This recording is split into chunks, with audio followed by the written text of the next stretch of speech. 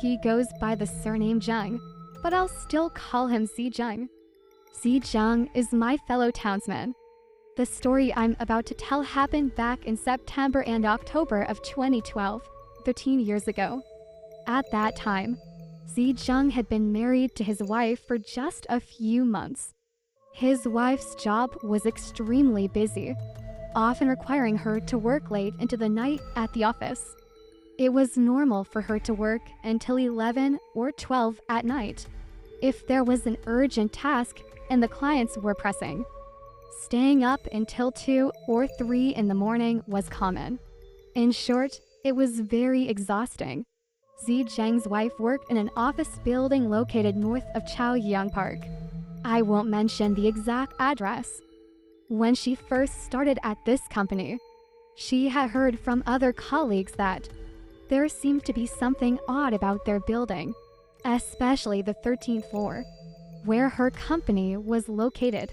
It was said that the rent on this floor was particularly cheap, less than half of what other floors charged. So the company's boss had been very generous renting out the entire floor. As a result, their company was the only one on that floor.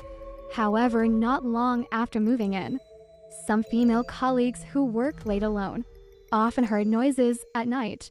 These noises came from the hallway outside the company. It was the sound of footsteps. Thump, thump, thump, thump, thump, thump. The footsteps were very irregular, as if several mischievous children were running around in the hallway, chasing each other from one end to the other and back again. The sound of the footsteps would come from far away and get closer, then move away again. They often heard these noises at night, but they were only footsteps, no sounds of laughter or talking. Every time they went to the entrance of the building to check the hallway, there was no one and the motion-activated lights were off. It was very strange and no one knew what was going on. Additionally, when leaving the company at night and taking the elevator would often sway while descending. This was very odd because it never happened during the day. However, quite a few colleagues who took the elevator late at night reported experiencing this strange phenomenon. Of course, it wasn't like the elevator swayed every single time, but many colleagues who took the elevator at night said they had encountered it. The elevator would start shaking for no apparent reason. Because of these incidents, Zi Zheng's wife had mentioned them to him a few times at home.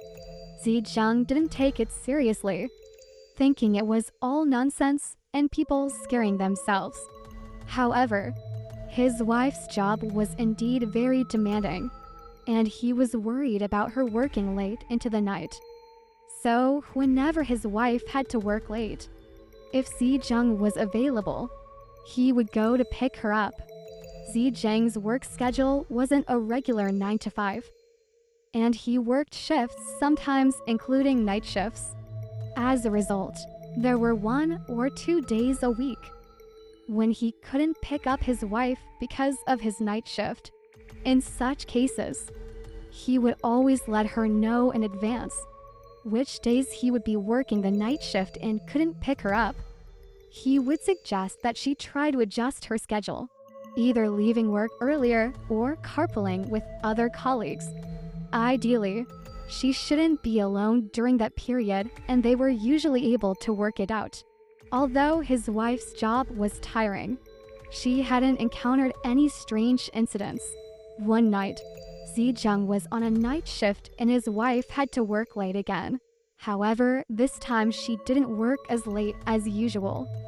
She finished her work around 10 o'clock. There were still 5 or 6 colleagues in the office, and they had all been working together since the afternoon without having dinner. The colleagues were all women, and they decided to have dinner together before heading home.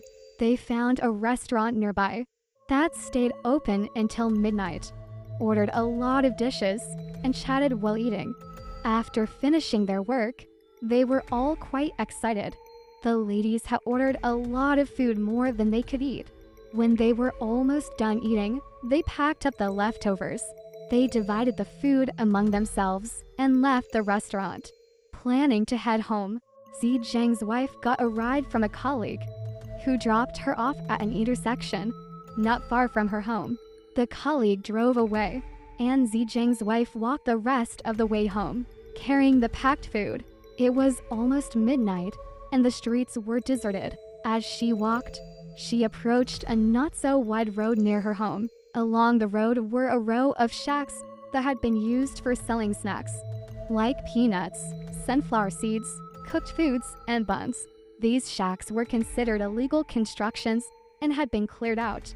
They were now in ruins, but one of the shacks still had its structure mostly intact, although the windows were broken. At that time, the shack was home to many stray cats. However, on that night, as Zi Zheng's wife walked past the shack, there was not a single pedestrian on the road.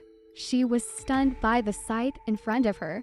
The bright moon hung high in the sky, and a gentle breeze blew. The wife saw several cats on the stone steps outside the shack. At the top step sat a large white cat, looking very majestic and proud with its head held high. It was clear at a glance that this cat had a strong presence. On either side of the large white cat, 3 smaller cats sat on the steps below, forming 2 lines. These 6 cats were much smaller in size and less imposing than the large white cat. The large white cat seemed to be the leader, looking down on the others like a king. On the ground below, a small white cat was lying down, looking very meek and trembling, as if it had done something wrong. It seemed like the leader and the other cats were scolding this small white cat. The wife found the scene quite interesting. It was the first time she had seen such a sight. She thought the cats were amusing and that they looked very much like humans. Holding the packed food and meat in her hand, she didn't think much of it and opened the top box. She took a piece of meat with a napkin and threw it towards the cats. She expected the cats to rush over and fight for the meat, but they didn't move at all. All the cats glanced at the meat, and then their eyes turned to the wife. The other cats looked wary, but the large white cat looked at her face with a look of disdain and contempt.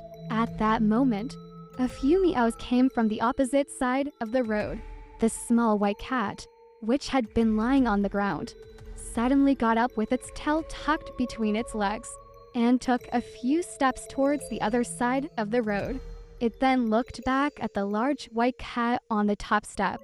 The little cat looked very nervous, as if it were hesitating. It ran a few steps, then looked back again. All the other cats were watching the little white cat run away, and no longer paid attention to the piece of meat the wife had thrown. The little white cat ran across the road and disappeared. It didn't even glance at the meat. The wife was stunned by the whole scene. After the little cat had run away, the other 6 or 7 cats turned their attention back to the wife. They all had expressionless faces, as if waiting for her to make the next move. At this point, the wife felt a bit uneasy. The cat's haughty and cold behavior made her feel a little uncomfortable. She quickly opened the box and placed all the meat on the side of the road. Then she stood up, took a few steps back, and continued to watch the cats. The box was full of meat and it smelled very good.